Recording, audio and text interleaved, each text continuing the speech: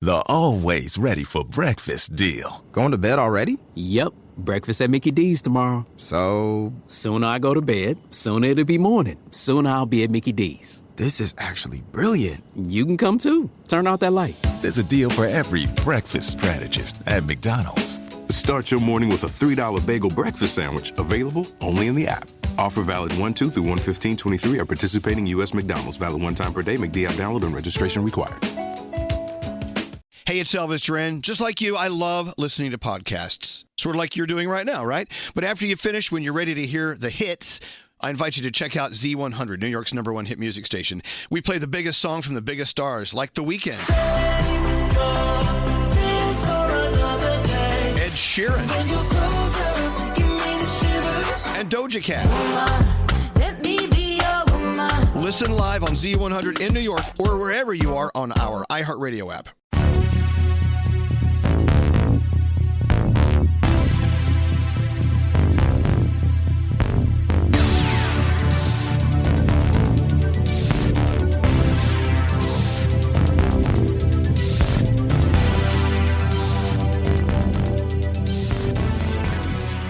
You're listening to 100 Words or Less with Ray Harkins.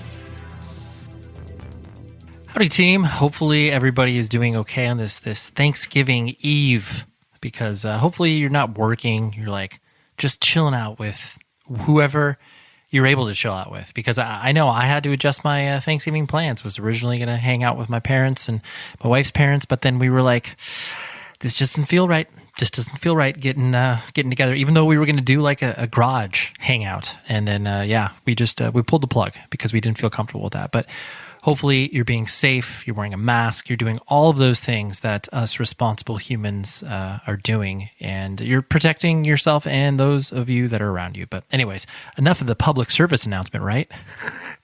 You came here to listen to a discussion with people involved in independent music. And today I have a very important guest, and that person is Aaron Marshall. He plays under the moniker Intervals, which, if you are a fan of the, I hate to use this word because like this just makes it sound so pretentious, like the progressive metal genre, you are already a fan of Intervals. I've been aware of the name and I listened to his stuff previously, but this new LP that just came out called Circadian is staggering. It is so catchy and good, and I love it reminds me honestly of the first time that I got into like Botch and Minus the Bear and bands of that nature. I mean, those are obviously that those bands are connected clearly, but just like the technicality.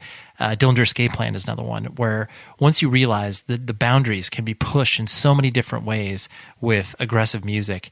And oh man. And so Intervals, just like they're doing the damn thing. They basically are like, Between the Buried and Me on steroids with no vocals. And it's so cool. So we talked to him, but let's talk to you. I'm pointing at you. So you should email the show, 100wordspodcast@gmail.com. You can always reach out, offer ideas on, shows that you want to see happen in the future as far as guests are concerned, and, anything else you are feeling. If you are feeling lonely, you're just like, hey, I want to talk about records. Always here for that. And something I'd like to mention as well, on my own personal Instagram, I've been having a ton of fun every weekend just talking records, where I show some of my collection, just kind of, put it out there for people. And it's been really fun. This past weekend, I had my friend Joey Cahill, the proprietor of 6131 Records, on, and we just nerded out, and it was super fun. And people seem to enjoy it. When you got over 1,000 views on a video of just, two nerds talking about 7 inches, like, holy moly. But anyways, I digress. But that's something that you can do. You can follow me at XPurposeX. And that's fun. And support the companies that are advertising in here. I can't make that clear enough sometimes, because when you support these companies, in turn, you're supporting the show. You're helping it grow. you're helping me be able to justify time away from my family in regards to having these discussions. Like, even though realistically I'm going to have these discussions regardless, and this podcast is always going to remain free, anytime I'm able to do that to justify the thing is helpful, and it's awesome. So please do that. I really believe in these services and products that I'm pitching at you. Like, this is not just some way for me to make money, and this is all labor of love, this whole thing. Okay, so let's talk to Aaron, okay? Because this discussion was really insightful. I didn't know very much about him at all, so it was really, enlightening for me, and I hope that you enjoy it. So I will talk to you after the episode is over, letting you know what's up for the next week.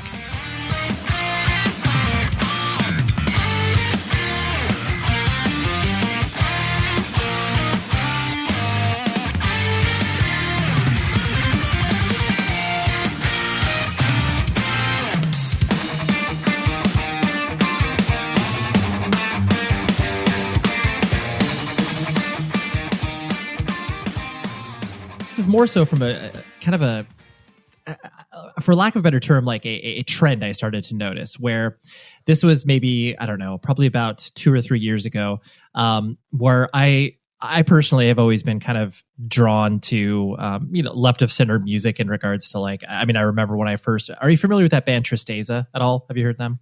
No, actually. So it's like these dudes came out from like the San Diego hardcore scene. They played in bands like The Locust and all this like crazy chaotic stuff. And then they started a band called Tristeza that was like this really loopy, atmospheric, sort of dreamy stuff that was all instrumental. But it was one of those things where it was like, wait a minute, this is weird. It doesn't sound anything like all of their other stuff. And it was really interesting because, whenever I was 20 years old when I started to listen to it, and I felt like I was ready for instrumental music. And so you probably see where I'm going with this, where I find it so interesting that, younger people in general, from bands like, what you're doing, obviously, and bands like, Cloud Kicker, Covet, Chon, like all of these bands that are really, really pushing the limits of what instrumental music is, but children are attracted to it. And I find it so interesting because, like, maybe I'm just reflecting on my own experience. Like, me at 16 years old was not interested in listening to anything besides, like, the most aggressive hardcore or whatever. And so is it interesting for you to kind of watch the evolution of, I guess, how people approach, instrumental music kind of at large, and like how, I guess, young the kids are that are getting attracted to it? Or is that something that you're just like, well, I don't really watch that. I just kind of pay attention to what I'm doing. No, it's definitely interesting. I don't think at 16 or in that age bracket personally that I was like that dialed in to like the instrumental side of things. I think that like, yeah, I just grew up more on like conventional, vocally driven and vocal oriented music, of course, but like other than maybe some of the heavy hitters from like the late 80s, early 90s, like instrumental music at that time when I was around that age wasn't as prevalent. So like it was there, and I had at that point maybe been to a G3 concert. Like, for those who don't know, G3 is like Steve Vai, Joe Satriani, and then insert other ridiculous savant legend guitar. And I actually, so my dad took me to see the G3 with Yngwie Malmsteen at Massey Hall in Toronto, and like that was, I think prior to that I had just obsessed over the DVDs and stuff. I have the one with Petrucci, and I've got the one with Eric Johnson, which I think is my favorite, just because I love Eric. But no slight at JP, but sure, just that particular iteration of G3 was so crazy.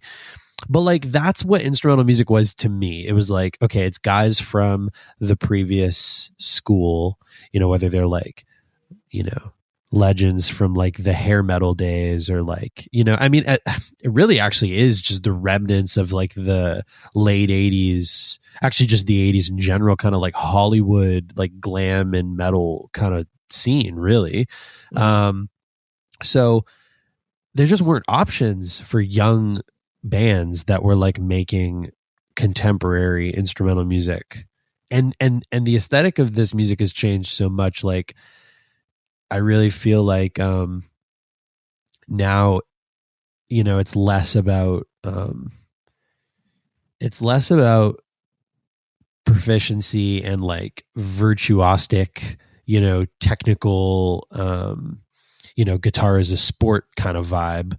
And it's more about, I mean, although there's tons of that in the genre and like, I love it too. And don't get me wrong, but I think now like what sets like the Trailblazers apart in our world is just composition. It's more so like the guitar player is like the maestro of this music that's telling a story without vocal. And like, it just didn't exist then. So, at that time, like if we're going to, if we're just pinpoint, like, let's say 16 or something, what was I listening to at 16? I mean, I probably just discovered, I don't actually, 16. Yeah. I mean, I was probably getting into Protest the Hero. I was probably getting into bands that were on the more technical side, of course, vocals and more conventional approach, but like, I probably had already discovered bands like Strung Out and like, coming from like listening to punk rock and stuff like that, like finding bands that were playing more technical, riff centric music and like, bringing in the crazy guitar stuff. I was just starting to get woke to that type of thing. Like, I probably around that time would have got into like City of Evil by Avenged Sevenfold. I mean, I remember when Avenged Sevenfold and Atreyu were like the bands to watch for in Guitar World magazine and the tiny little column on the side that you like had to like squint to see, which it's crazy. I guess I'm sort of showing my age, but like that's what was available to me. I came from being excited about the Warped Tour. I was into AFI and like Rancid and like Bad Religion and Anti-Flag and shit like that, and it's like, it's funny though, because I was aware of this instrumental world, but it didn't feel relatable. It's just like, these are two different things. Like, this is what guys who are really great from the classic rock and the hair metal days are doing to, showcase their proficiency. And then you have young music. It was like just like this big line in the sand to me. No, so honestly, that's a really, really important point and something I didn't really think about in those terms. But yes, you're right that the idea when you see yourself reflected on stage, whatever that may mean, whether that's like, you see a band that is, doing something that is, quote unquote unconventional, i.e. instrumental music or whatever. Mm-hmm. And it's not, like you said, it's not a person who is, literally 30 years older than you. And it's something that's like, oh, wow, like there's people that are roughly my age doing it. And then you start to, it gets the wheels in motion in the same way that, when you see a band like Strung Out play, where you're just like, well, yeah, clearly they're much better at their instruments than I am. But like, I could probably play some of those chords and kind of figure it out. So I totally, you're very right. Like the more that scene proliferates, the more younger kids can get attracted to it because there is that accessibility as opposed to, like you said, just dudes, shredding up there and that's it. Yeah, absolutely. And then like there's so many other factors, like streaming wasn't a thing. So, you could just find related artists by just leaving your phone on, meandering through playlists and just kind of, it wasn't, I mean, we weren't listening to music on phones. So it's just like, I didn't have this intelligent rectangle that just shows me my new favorite band. I had to like wait 3 hours on LimeWire to find that the thing I just downloaded is just like, not the thing it's yeah, it's the wrong MP3. Right? It's not even the thing I thought it was. So, on my dial-up internet connection. So yeah, I don't know. It just wasn't there. Right. So now, fast forward to the last, let's say the last 5 to 6 years. I remember when Intervals was starting, when I was getting going with all this, which is like nearly a decade ago now, feeling like that there was just so much room to grow, because at the time, I think Animals as Leaders was really sort of the only modern instrumental band that was recognized as being like the next sort of like the front runner in this new wave, and the wave didn't even exist at the time because there were no other bands doing it. So, you know, and really just I think they just had those accolades because one, they're legendary. They always have been and always will be. But two, they're the only band that was like touring at like a label level. And of course, with them being on Sumerian out the gate and everything, like it just set a precedent for like, okay, this is the band to watch for crazy instrumental music. And then of course, like 8 strings were so new outside of bands like Meshuggah and stuff, and Tosin and Javier wield them like they're nothing. So, you know, it was just so crazy to see that unfolding. And then of course, like, you know, there was stuff bubbling up on the internet, but you know, I just was like making music with a laptop and a pod and figuring it out. And to be completely honest, I had never ruled out whether or not it would be fully instrumental. I just don't like waiting around for things. So, you know, the first EP didn't, you know, I don't think it's totally something that I'm proud of. I think it's a little rough in terms of like, there's a lot of things that if I went back and worked on those compositions with the things I know now, but the things I like and the sort of like what, you know, my strong suits are, I would have done things a little bit different. But needless to say, you know, it really got things moving for us, and we started to become a bit of a household name in this scene that was sort of emerging. And then the sophomore EP In Time was the one that really kicked the door down for us and actually put us on tour. And I remember being on, you know, some of these early tours, 2013, again, like I'm describing, instrumental music is not widely recognized in that like 500 cap to 800, maybe 1,000 cap if you're lucky touring scene, where, you know, our first cross Canada tour was Intervals, North Lane, Texas in July, Structures from Halifax to Vancouver. And I remember being like such a sore thumb on that bill, even though we're, you know, we've got, there's 7-string tunes, you know, 6s are tuned down and it's still aggressive, and like there's tons of riffs and everything. I don't think people were ready to like see a band come out and just not have a vocalist, and to see us delivering like whole melodies where you could imagine a singer singing it, but there's no lyric. It was just so foreign to people, and started to really win people over. You could see it in the crowd by the second or the third song in the set. You could feel it at the merch table after the show. It's really starting to happen. And then I remember doing a tour with here's a crazy one. It was the Kindred, Intervals, The Color Morale, Misery Signals. Yeah, that's a mixed bag. Because everyone's booking agents were smoking all of the drugs at the time. No, I don't know. I'm just joking. Right. Well, it's like everyone fits relatively under the banner of like, yeah, melodic-ish metal hardcore. We'll just throw that all together. There's distortion. Yeah, they got totally. They got distortion. Yeah, so I don't know. They got guitars and pedals. Exactly. So I mean, and again, you could just remove us from that bill and everything would totally check out. But I just remember being in like a lot of these. Yeah, and it was our first official U.S. tour as well. I remember being at what was that venue called? Andrew WK's spot in New York. Oh yeah, Santos Party House. Santos Party House. I remember that was our very first like New York City proper show. It was actually it was not the first U.S. Intervals gig.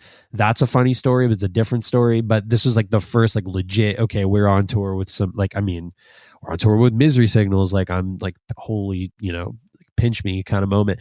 But I just remember like coming on stage, I absolutely tailored the set to, you know, like show people like, yeah, this is heavy and it's aggressive and it's all the things you want it to be. But I'm also going to play some like really colorful lead lines and like play a lot of guitar. So, you know, like buckle in, like this is what this thing is. And I just remember like the neck tat, like fully pierced, like big tough guy, you know, kind of dudes in the room.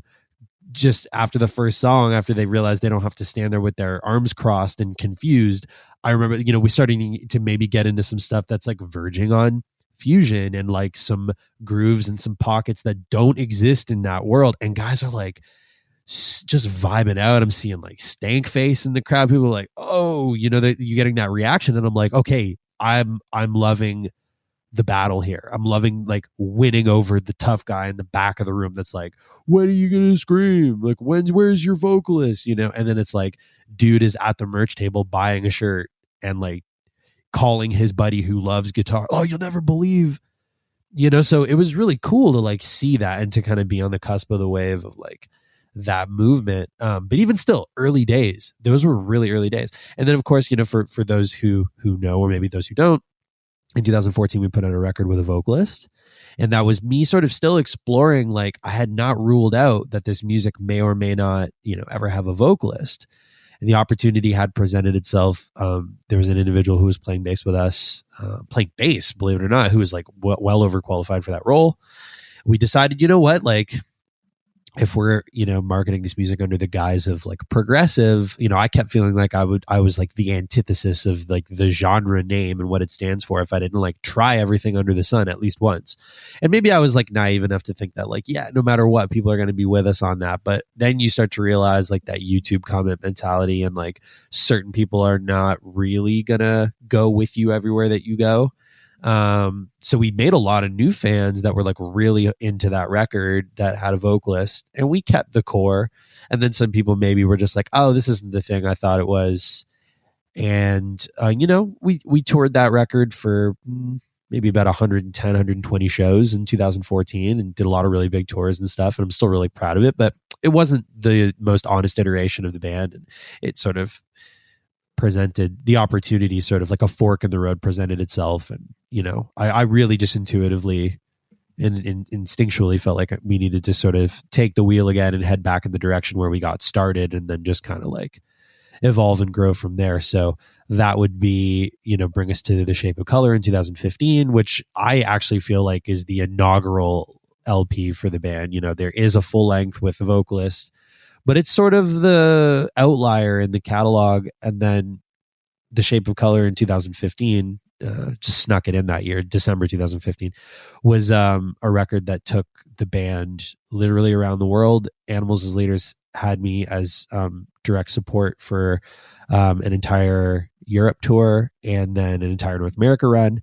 And preceding all of that, I did my first North American headliner, which was an absolute success. And there was other stuff. I went to Australia that year, and it was crazy. Like never would have thought. Right. Yeah. You were off to the races at that point. Yeah. No, yeah. With a polarizing shift as well. Kind of like the guitars were tuned up again. Like we're back in standard tuning, like just a way different shift. But, you know, the music in the instrumental world was starting to become more prevalent. So there was a world for us. And then, you know, I found where I feel the most honest, which was sort of where I began all along, and just started to grow into that role. And now we're literally supporting, you know, the third installment in that sort of this part of the journey.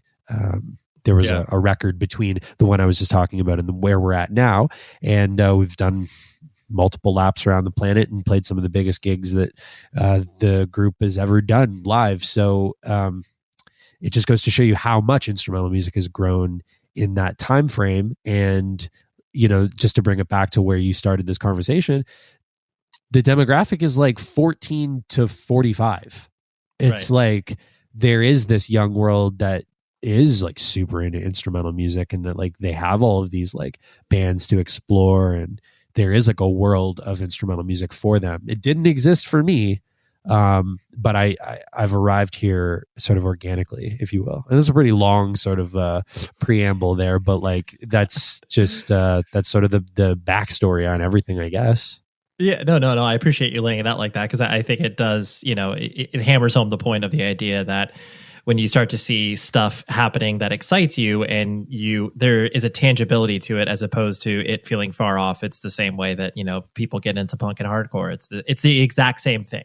That's, you know, when you see something tangible in front of you, that's what excites you, and you try to execute it in some level. So I totally get that. Yeah, and community. I mean, that's just like the biggest thing is like, you could be a Dream Theater nerd, but like that's pretty much all you had. You know, it's like there's like Dream Theater and there's Rush, and then there's all the stuff before it, like Yes and Steely Dan and all this stuff, and like weird proggy music from your dad's record collection. But there wasn't like much. And then, okay, you found Steve Vai and you found Joe Satriani. Yeah. And Eric Johnson and some of these guys. And then if you really want to start digging further, it's like, okay, now we're just in blues territory. We're just in the weeds. Now it's like there wasn't much that was relatable to rock and metal. So, but I loved all of it too, because I love guitar playing and my dad has such good taste in music. I mean, I grew up listening to like Pat Metheny and like Lee Ritenour and George Benson and like everything from smooth adult contemporary jazz to like weird left of center jazz. And, you know, my dad was sort of exploring that side of things at the time, you know, being born in 1950. He grew up in, you know, during like the heyday for rock. He experienced it all. And then it's like, he had me a little later in life and he just like didn't have, you know, there's no more like pent up angst anymore. Now it's time to like explore some vibes, you know? So like I'm hearing all these great sounds of all these iconic guitar players growing up.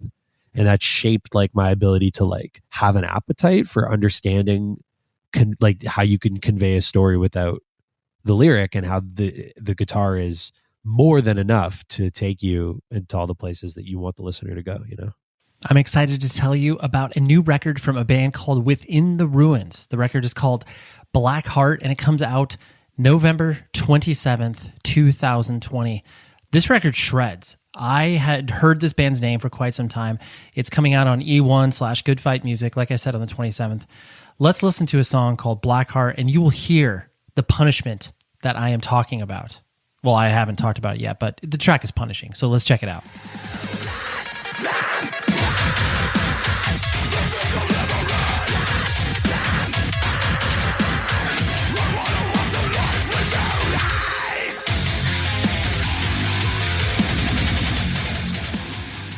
Yes, right? That's really, really good stuff. And this is their 6th record. Like, these dudes are not messing around. They've been on the road for quite some time. They're road tested.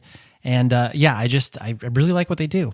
So go visit withintheruins-blackheart.com and you can check out all the pre-order packages, pre-save packages, all that stuff. But again, Within the Ruins, Black Heart is out the 27th of November on E1/Good Fight.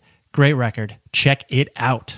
Hey, it's Elvis Duran. Just like you, I love listening to podcasts. Sort of like you're doing right now, right? But after you finish, when you're ready to hear the hits, I invite you to check out Z100, New York's #1 hit music station. We play the biggest songs from the biggest stars, like The Weeknd,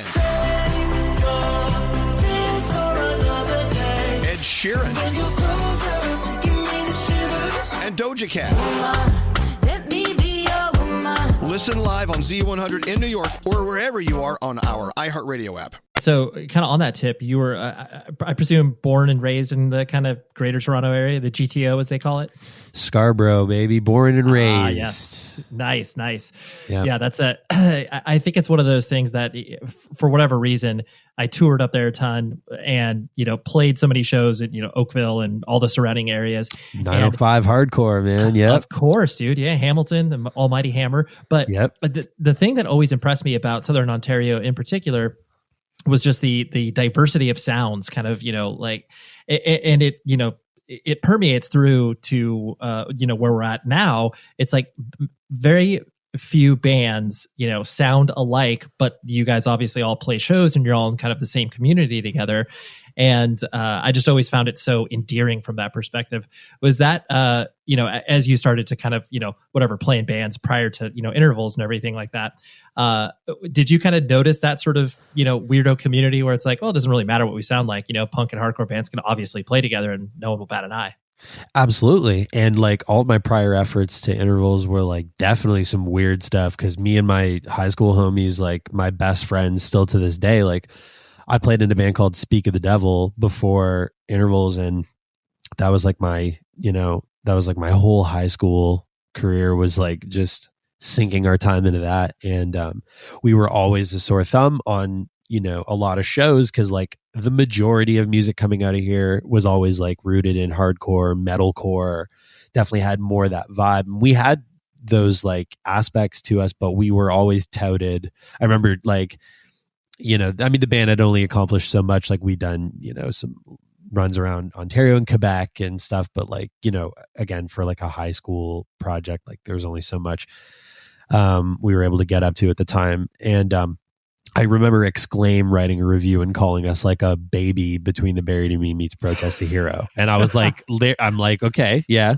Like Yeah. I'm like, if that's where we hang it up, I'm good with that. Like that checks out. Yeah. And it 100% checks out. And our shit was weird, dude. Like, still, I can still draw parallels to like where my head was at that time. I definitely throw things up the center a little bit more in terms of like my melodic sensibilities or how I structure a song. But, yeah, man, there was always a place for us though. Like we could still jump on any local show and like really feel at home. We always turned heads too, because like, you go to a local show, whether it's in the 905 or it's in Toronto proper, and like you're expecting to hear and see the same things, breakdowns, mosh calls, maybe a couple of sick riffs, maybe a guitar solo if somebody was feeling up to it. But like you didn't see like too much variety in terms of like where the influences may look like they're coming from. So when we would do shows, like people were like, wow, like this is really different because we're doing all of those things. But myself and the other guitar player, David, we just loved so, like David was super into Opeth and like all kinds of other things that I wasn't like too clued into at the time, but like also his dad was like really into Zeppelin and Pink Floyd and stuff. So he was bringing that, and I was like really into Protest and Between the Buried and Me, but also like all the more pop punky stuff. Loved like My Chemical Romance and Fall Out Boy, Panic at the Disco, AFI, Thrice, like all these types of things. So we were just bringing everything. It was the kitchen sink. But yeah, like we felt very comfortable in the Southern Ontario scene. It's a shame, like the state of things. I mean, COVID aside, it's just a shame that like when the Big Bop closed, and for the non-Toronto people, non-Canada people even, like the Big Bop was like a multi-tiered venue like right in the heart of the city where you could see a local show on a Friday or Saturday. And then things started to change, of course. You had to get your band on, you had to open the show that was coming through on tour. There was no longer like a place for local shows, and then all of a sudden they turned that whole thing into a furniture store. And then where's our local scene? It just kind of petered out. And I think that's the case for probably most like major cities. Like you don't really get to see like bills that are just all local anymore. It's kind of sad. Because a lot of that, I mean, to your point, it's like a lot of that is transitory, or it's very, a couple of years you can do, shows to record store, and then it goes away. And then hopefully in another couple of years, something else picks up. But yeah, it's tough when you see those, monuments to your childhood go away. And it's like, oh man, that sucks. Dude, I remember advertising for band related things on telephone poles and MySpace and like all the like really OG stuff, and like Southern Ontario absolutely had one of like the better scenes, and it's funny. I was talking to somebody about this recently, like the sort of like the parallels you could draw between like an Ohio scene at the time and like 905 or on Southern Ontario, like metal and hardcore. Like, if you looked at some of the bands that were happening at that time over there, and they're over there like geeking out about like Dead and Divine and like and like Holly Springs Disaster and like bands that the rest of America doesn't know about.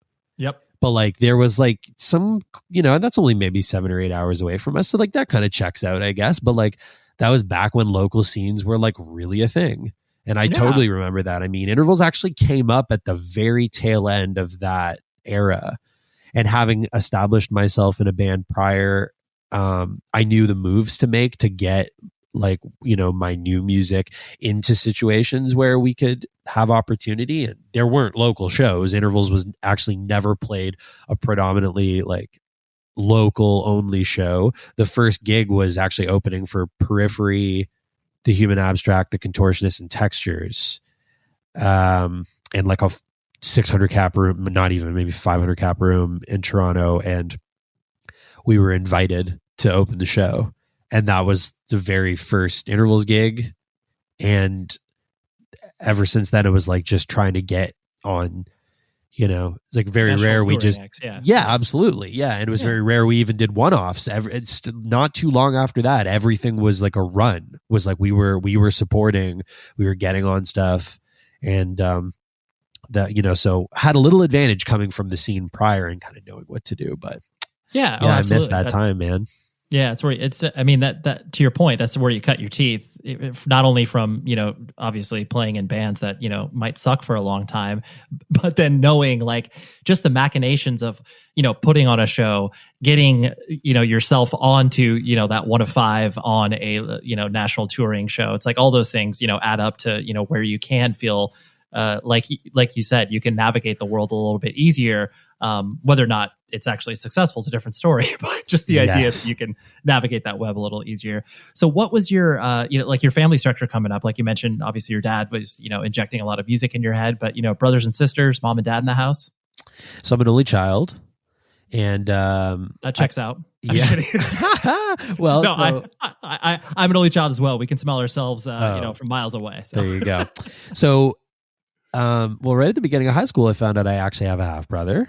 Oh, okay. And and he and his wife teach. They teach internationally, and when we connected, he was in. I think when that all initially started to unfold, they were in South Korea, and then they moved to Nairobi in Kenya in Africa, and then now they lay their head in Shanghai. Wow. And actually Brian and Leanne, my brother and his wife, came to my show in Shanghai. Actually, they came to see me play in China, which is wild. That was fall 2018. Was that wasn't the first time you met them in person, though, right? Absolutely not. No, okay. That would have been I was about to say, dude, yeah, that would have been like next level weird. That's a story. No, so we had established a relationship a few years prior, but Got it. For the majority of my life, only child, and dad's got great taste in music, not a musician, but his brother played guitar. So my uncle George plays guitar and definitely helped like get me on track early on and stuff. What'd your parents do for a living? My dad's a TTC driver here in the city. So for those that don't know, the TTC is the Toronto Transit Commission. So bus guy, and my mom is self-employed and she does like residential cleaning and stuff like that. She's always worked for herself. Nice. And she's her own boss. So that's where I get that aspect from. And just grew up in a house with a lot of great music. They both have wonderful taste in music. And, my mom had me into a lot of different things when I was younger.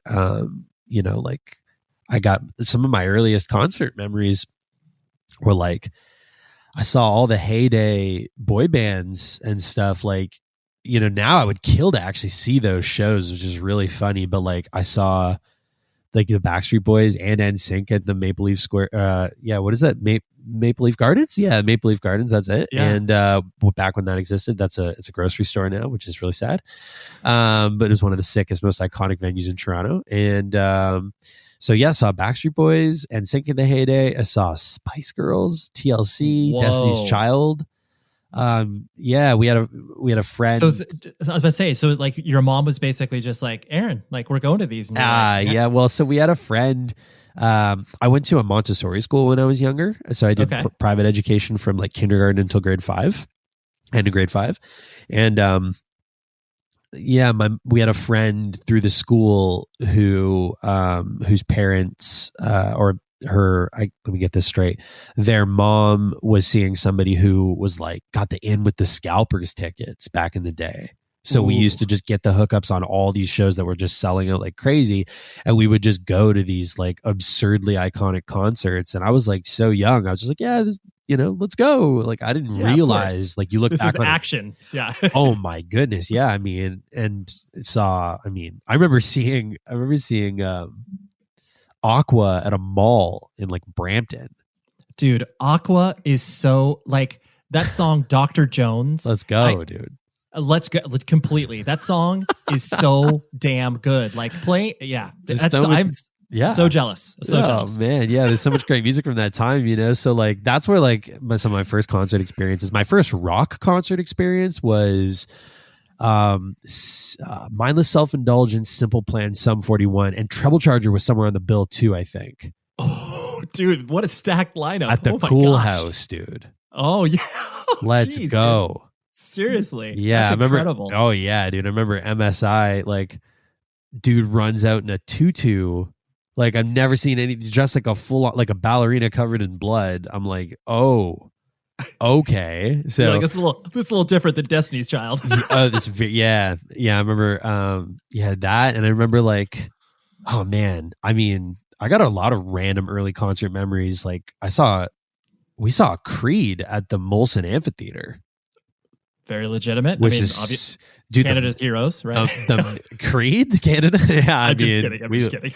Dude, let's go. But yeah, I just remember how sick the mix was. That's the first memory I have of kick drum in the chest.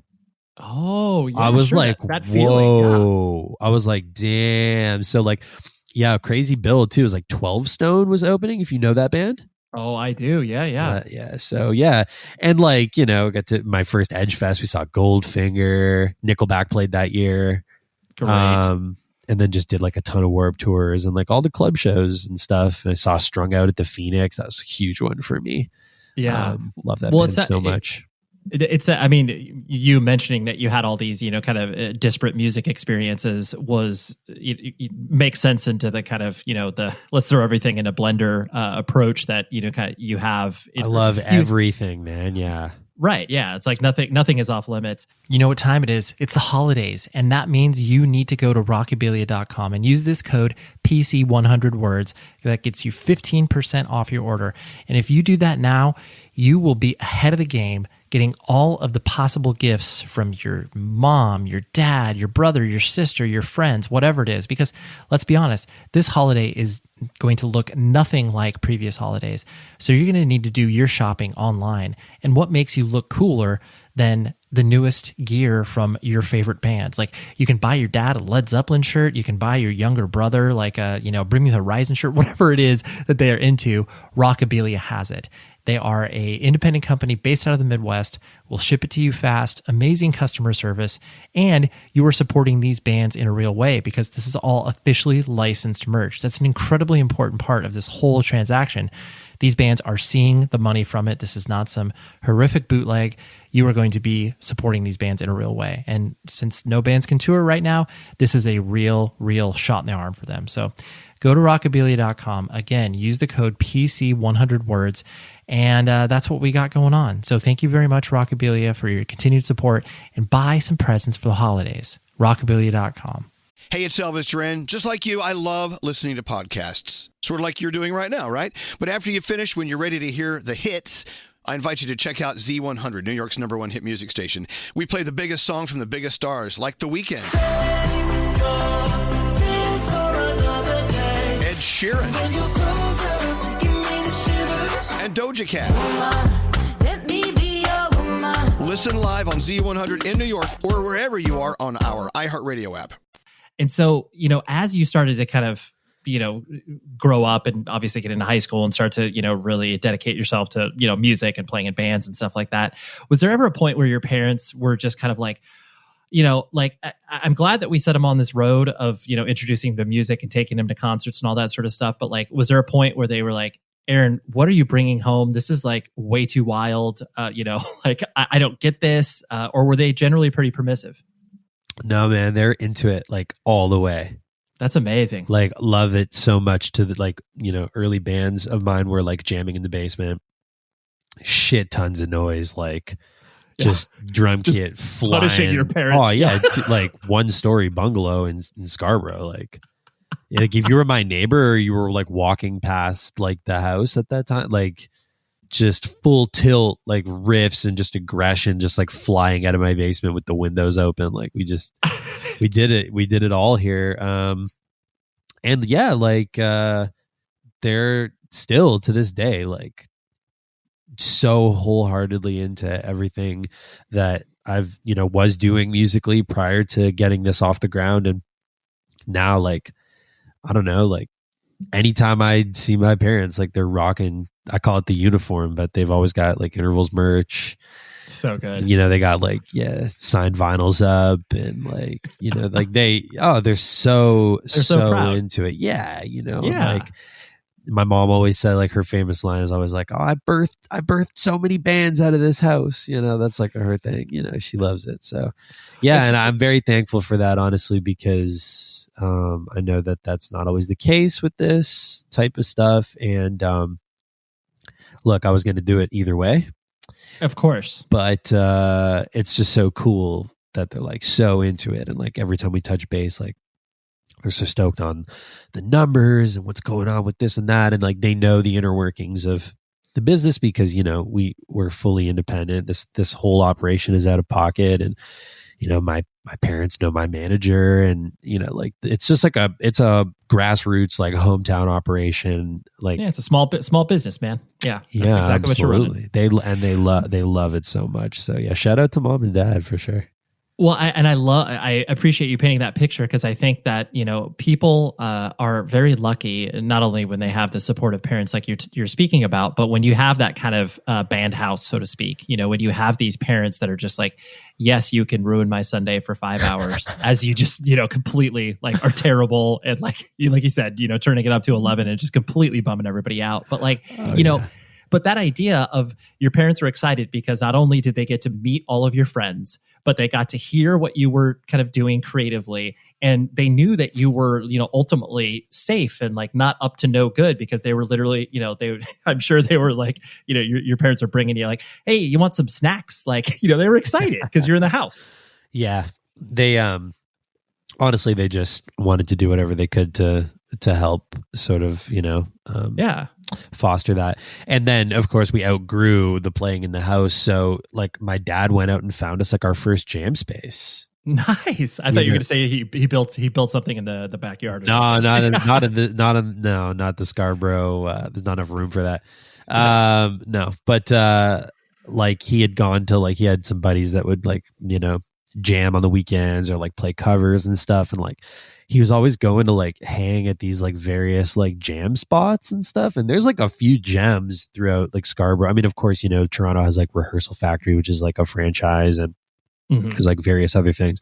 We couldn't get downtown though. We're all out here, right? So like most of my dudes are out from, this way, like Scarborough or like the beaches and stuff. So East York or whatever. So we needed a place where we could all link up, and like you could take the bus to get to practice, So we had our eye on a spot that my dad like had been to like a few hangs at, and like there was units available, and it was literally an industrial building. It was actually a heating and air conditioning company that just owned this giant building where dude just had an office in the back, but everything else were just these units that he rented. And like there was definitely some sketchy people living in there, and like some weird stuff going on. Like the superintendent is a guy that I'm pretty sure still lives in that building. Shout out to Red. He goes by Red or Big Red. Tim Big Red Butson is his name, to be precise. But he was the super, and he was just living in the place, and like tiny. He had like half of his apartment was drums. This guy, he was like he could do like every Dream Theater song. This is just like kind of like random slice of history, but like we would practice in a place like that. My dad found that spot. We would pay a monthly rent to like jam in there. It's like a unit with a rolled up garage door and like a little kind of like half riser for drums in it. And it was just like a clubhouse, so we outgrew the home, and we started to jam there.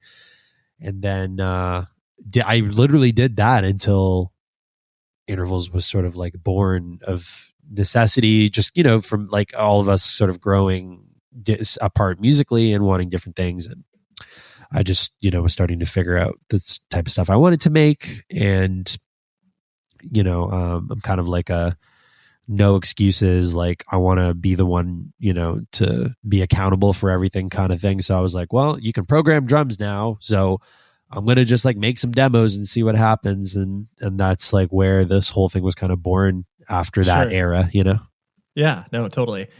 And so beyond, music clearly consumed you, and you were, very focused on it as you were, going through high school and doing all that. Yep. Was there any other concept of like, here's my life path? Like, hey, maybe I'll, do this. I'll be a teacher or something like that. Or was it always like, I'm just going to figure out something to do with music, whatever that may mean? Yeah, music, 100%. I was in a music theater. I was in a music theater based high school, so I was the only guitar player in a large ensemble doing like Broadway tunes and stuff. Okay. I was like getting credits like literally it was like compulsory to do. You had to do the choir aspect, the acting aspect, and then like choreographed like dance and all that stuff. Everything. It was a full 360 music theater program. You had to audition to get into the school. Like my home school is pretty rough and there's like no opportunity for arts.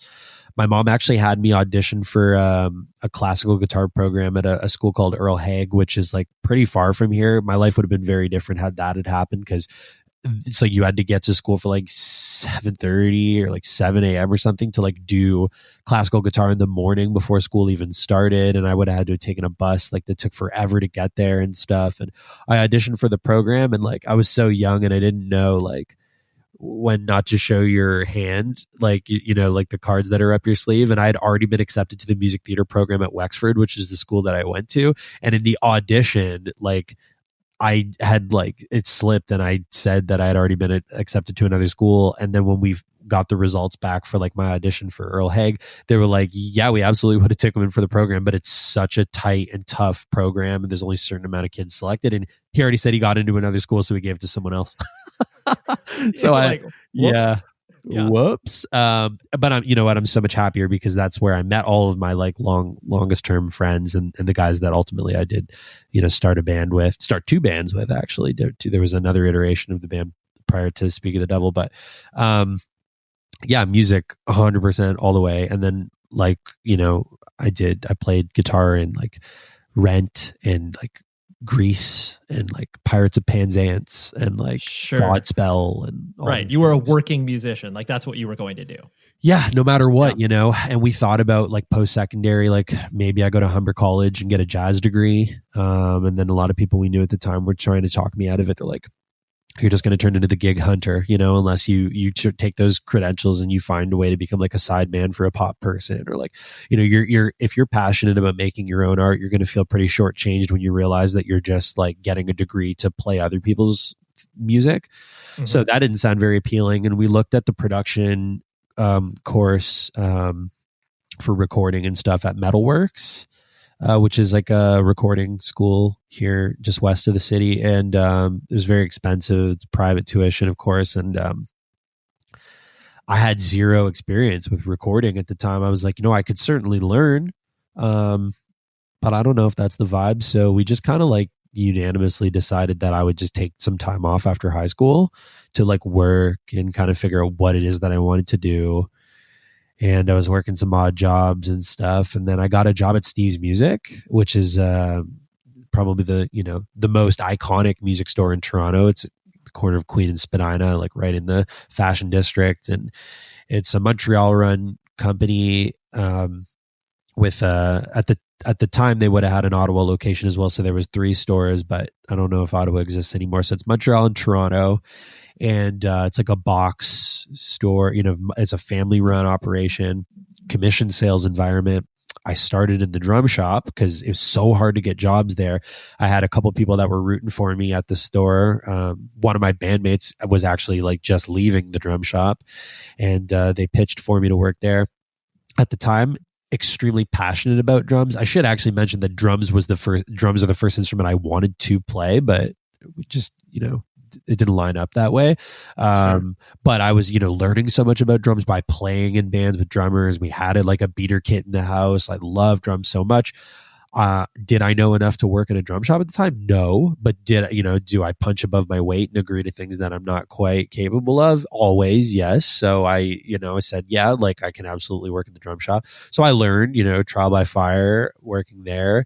And then I made it downstairs to the front counter and I sold pedals and accessories and strings and things like that. And then I was promoted to the guitar floor and worked side by side with the guy that sold me my first electric guitar, like maybe 12 years prior or something ridiculous like that, which is still crazy to me, but ended up being like second for sales in the store for a while. And like, I was really passionate about that. I love retail and customer service, and I love product and gear, and I'm a nerd. So it was really fun to like sell guys that were like me or people that are older that are passionate about guitar, like the gear, but also like families that are getting their kids started. And like, it was just great. I loved that. Did that for a long time. And that was a great jump off for me to like meet so many people in Toronto and people in the music industry and stuff. And like, when I was making the first intervals demos, I was working at Steve's Music and like constantly able to get the music in front of people, and people were interested in what I was up to.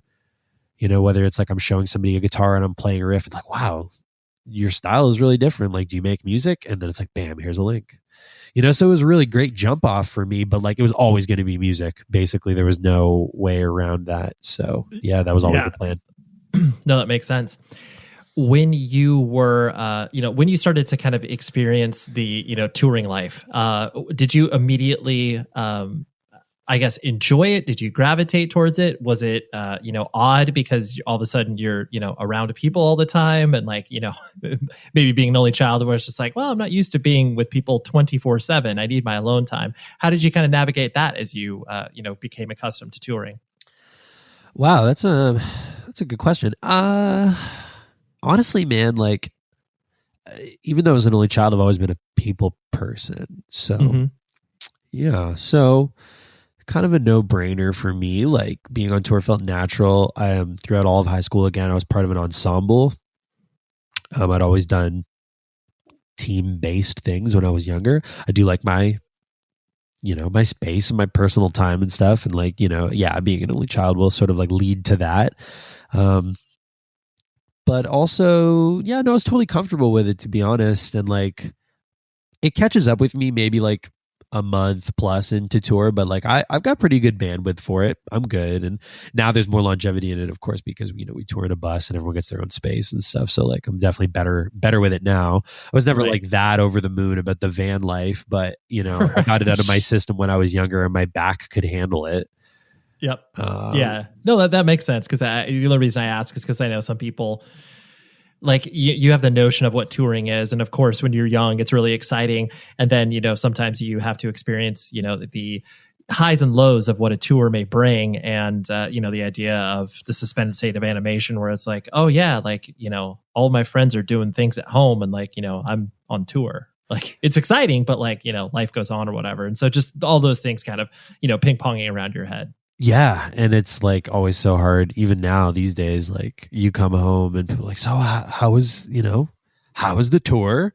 And it's so hard to like quantify that for people because like there's just aspects of the day to day that they're just like no one's going to understand unless they've done it before. And that's just North American touring in a bus. Like forget international stuff where like every day at 5 a.m. you're in the lobby of the hotel and then you're like getting on a flight at 7 a.m.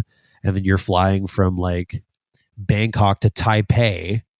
It's like people, they'll never understand that and what that feels like to run on 3 hours of sleep every night for a month straight or whatever. And we always make this joke, like we being like me and like, my crew guys or like the band guys always make this joke. Like when you come home from tour and, you're at like a family gathering or something, and like you ask grandma like if the shower's all sick and is there towels.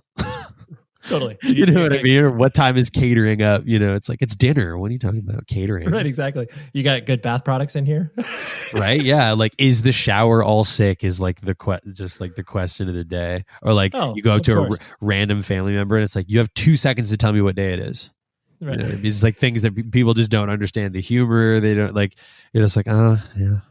I'll just get into group chat and cry over here. Yeah, exactly. Yeah.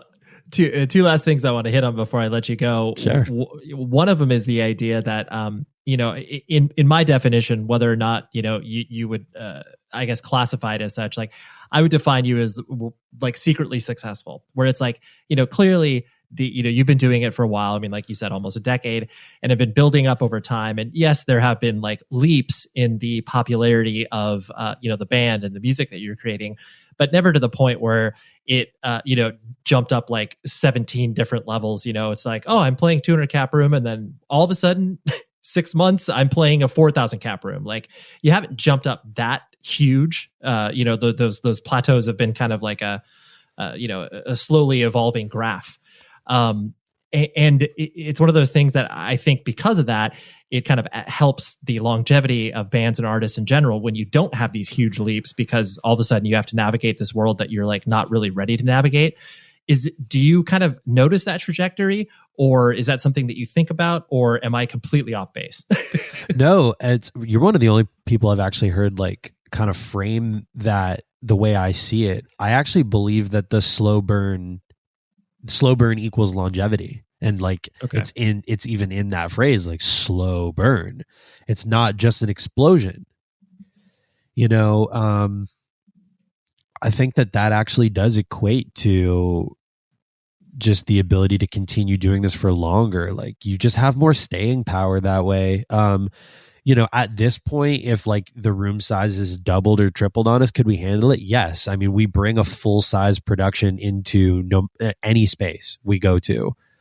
I even try to pride ourselves on that one when it comes to international stuff. Of course, we don't have like the lighting rig and all the like the fancy things we can do when we're in North America, but like we always bring our A game no matter what, wherever we are. COVID sort of shuffled the deck. So, will room sizes triple or quadruple for us out of nowhere? No, it's not happening for anybody. So the playing field has been sort of leveled, if you will. But in terms of overall trajectory, I think that like slow burn is just, it just creates an ethic within like the camp that allows us to kind of handle anything, because we're so used to just cranking out like a full production everywhere, no matter what. And we've always, punched above our weight. Like I always try to invest in the act. A lot of the early touring was like we were doing things that I just remember like label bands like that we're touring with being like, how are you independent and you can afford to do like what? Right. And I'm like, yeah, well, because I want to do this for a really long time. It's not like yes, sometimes we slightly reach outside of our means. That's not the case anymore. The company is healthy and everything is like totally good. But was I willing in the early days to take risks so we could seem larger than life early on? Yes, absolutely. And I think that just, bringing that aspect no matter what has like laid the groundwork for us to really settle into things so that, when we go out and we do a headliner, like we're super dialed, we're ready for whatever. And then just like in the bigger picture, like more of a macro take on things, like there's a really healthy catalog of music that exists. It's all sole owned by this company. Intervals is 100% a means to my end. This is my job. It's my baby. I eat, sleep, and breathe it.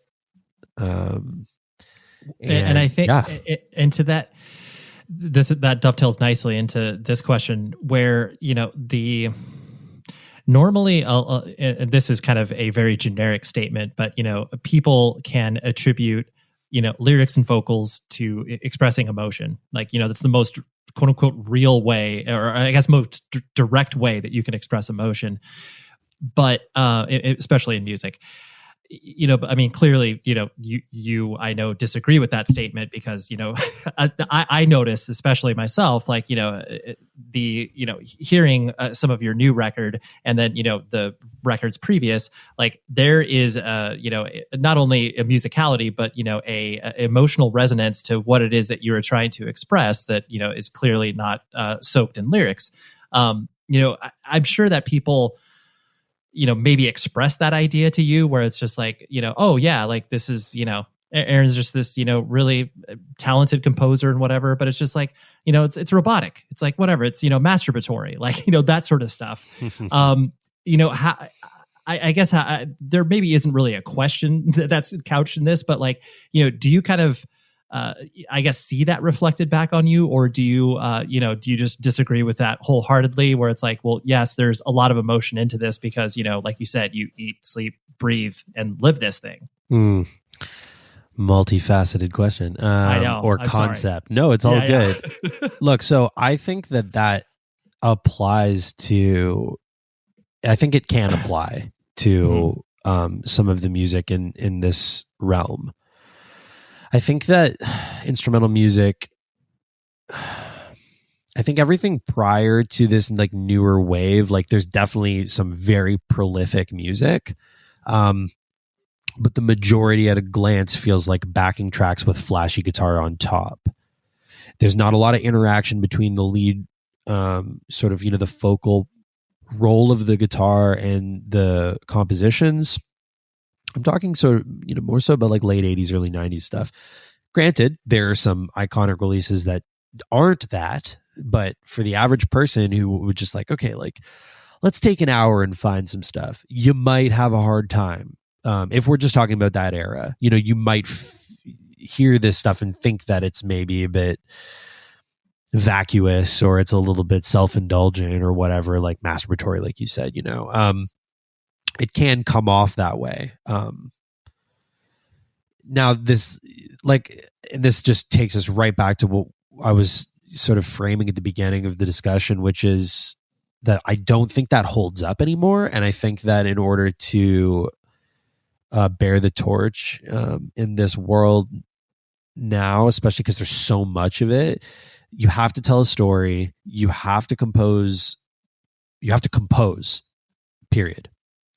And that's the thing, is it's not just guitar exercises with the track being an afterthought. It's the interaction between your instrument as, and I don't even want to call it like the vocal, because it's, that sort of takes away and it sort of sells the point that you're sort of like, sort of that devil's advocate sort of notion that you're posing. It's not a vocal. It isn't. It's an instrument, and it is emotional, and it is dynamic, and it is complex, and it is nuanced. The way you articulate a note or a phrase, I mean, it's endless. These are the painstaking conversations and dialogues I have with myself when I'm just working out a seemingly simple phrase, something that, whether it's the chorus and it's just a single note top line, or if it's just 4 notes in a certain segment, I toil over like how it's performed. And there's a universe between the left hand and the right hand respectively. So maybe some people have to be clued in to understand that. Maybe others don't. And a lot of the listener base at this point are people that like love to listen to this music when they study because it's cerebral, or they love to game to it. I love finding out that like fans aren't necessarily just musos or musicians themselves. And this is what they're taking away from it, is that there are layers of emotion. I am telling you something. Okay, I'm not spelling it out with words or letters, but I am absolutely telling you something. There is congruent motif between multiple pieces in a given body of work. In fact, my latest record, I'm referencing themes from the record prior. If you can't figure out what I'm trying to say to you, and I'm not being obvious about it, but if you can't see that I'm trying to leave you breadcrumbs or these threads and weave it all together, then maybe the music's not for you. Maybe you're not listening close enough. Maybe you need to ask yourself what you listen to music for. A friend of mine brought this up recently. He's not a musician. He's always been a really big fan of what I do, all the music I'm passionate about. This is just somebody that I grew up with in high school. And he was talking about how he's always got instrumental music on. He loves like Snarky Puppy, and he loves bands like Lettuce, bands like, the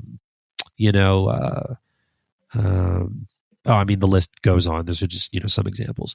And Sister's over, he's making dinner, and she's like, how can you listen to this? And he's like, what do you mean listen to what? She's like, I don't know. I can't latch on to anything. And he goes, well, what do you listen to when you listen to music? Oh, well, I listen to the vocal. Okay, so is it music still there's no vocal, or is it only music because there's vocals? And she's like, oh, that's a good question.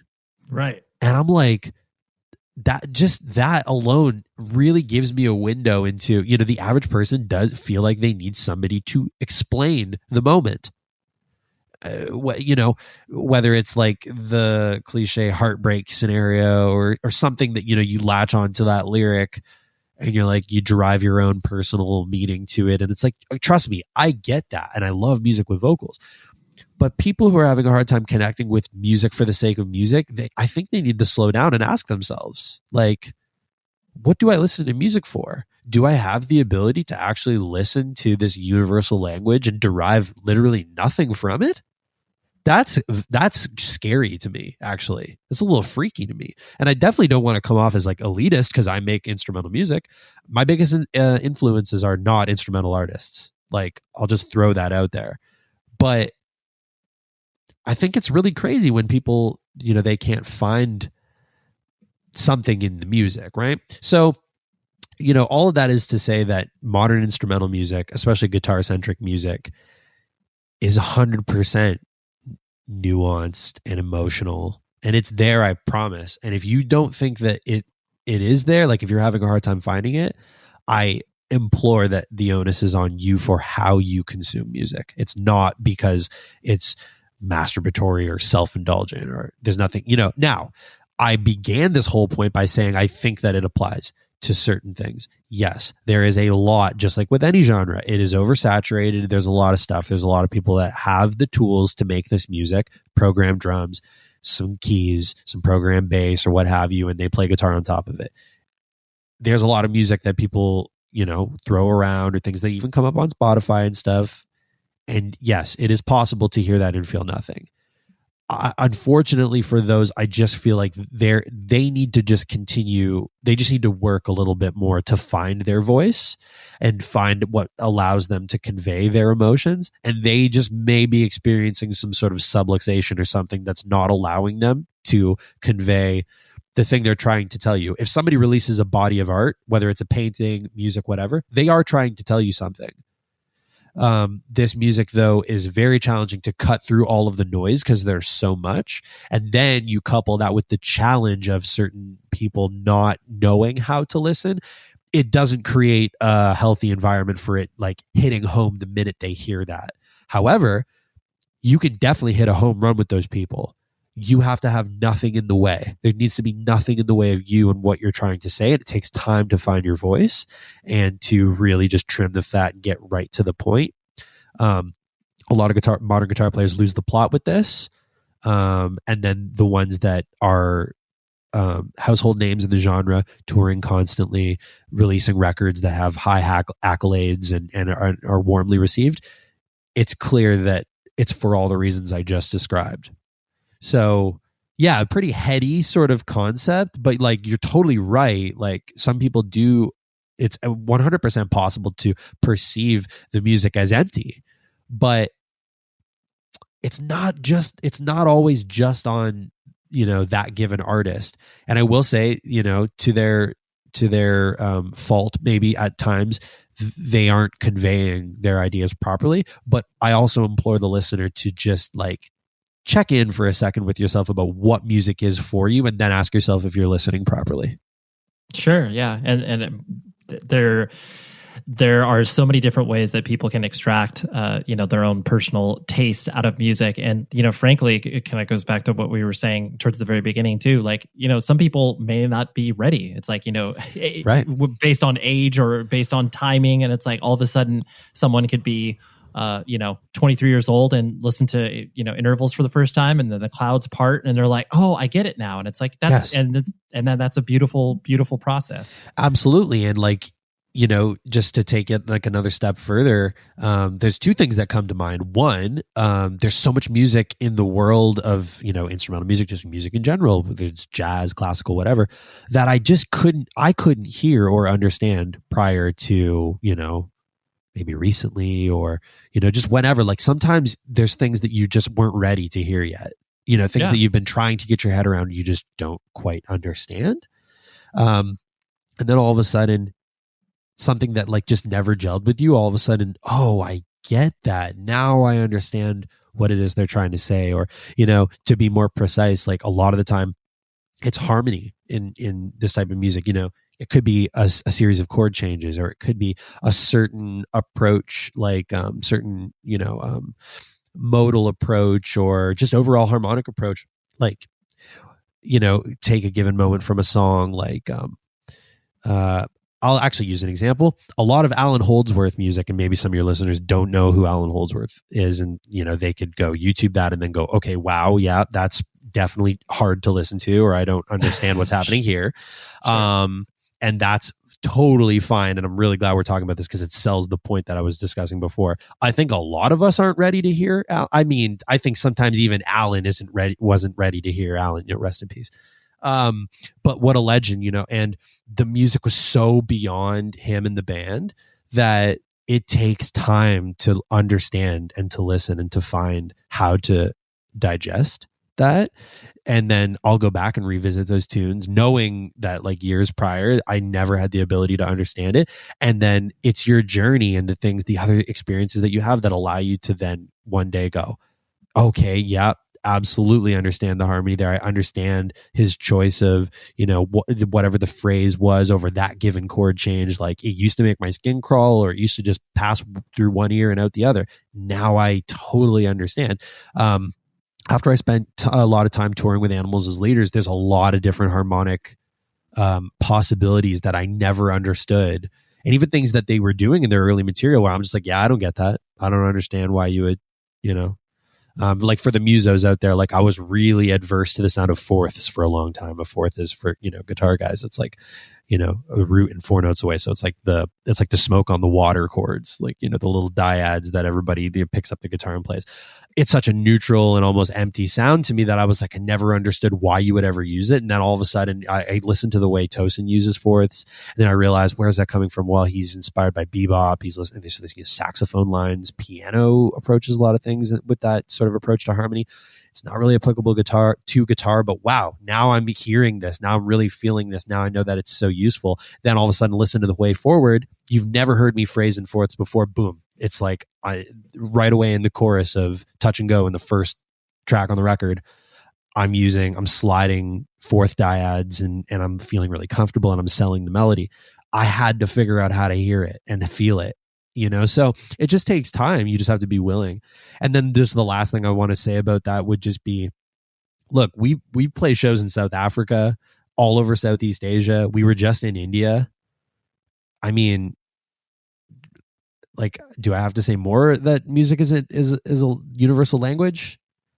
Right. You know what I mean? Like I can't have conversations with the crowd. Like they just laugh politely at my banter to make me feel comfortable on stage. Yep. But we have the most memorable experiences, like the most memorable experiences for this music and for what we've accomplished are in places where I could literally have not a conversation with anybody around me. Yeah. So if that doesn't make the point, I don't know what else to say. Yeah, exactly. Yeah. Well, Aaron, thank you so much, dude. This has been really fun, and I appreciate you going all over the place with me. Absolutely, Ray. Thanks for having me on, man. It was a really good time. Appreciate it. Yes, that was Aaron. And thank you very much to his publicist, Alec, for putting this together, and then his manager, Rich, and just, a bunch of friends pulling stuff together. I really enjoy, helping people spread the word of good music because, yeah, like I said, Aaron's new record, Circadian, is really, really good. I was floored by it, to be honest. I just didn't expect to like it as much as I did, but I love it. So yeah, check it out. You can stream it anywhere, buy some physical copies, all that other fun stuff. Next week is a pretty special episode because this is a person who I can almost guarantee you've never heard of. But he is so foundational to a particular scene within Southern California hardcore that, I was really excited to have him on. His name is Andy Francher from a band called Die Hard Youth and a band called With or Without You. Tehachapi is a music scene that is like, it's a really small town, but produced a lot of cool bands like the Warriors and, did a lot of bands from the sort of, I don't want to call it Central Valley of California because that makes it sound like, Bakersfield and Fresno and stuff like that. It's a little bit more south, but this is a person whose story I wanted to get at because I find there's probably hundreds of people like him across the country that have played in bands and given back to the, hardcore and punk community, but, are not mainstay names. And I think Andy is a really, really insightful guy. So that's what we got next week. And I look forward to seeing you there. So until then, please be safe, everybody. Hey, it's Elvis Duran. Just like you, I love listening to podcasts. Sort of like you're doing right now, right? But after you finish, when you're ready to hear the hits, I invite you to check out Z100, New York's #1 hit music station. We play the biggest songs from the biggest stars, like The Weeknd, Ed Sheeran, and Doja Cat. Listen live on Z100 in New York or wherever you are on our iHeartRadio app.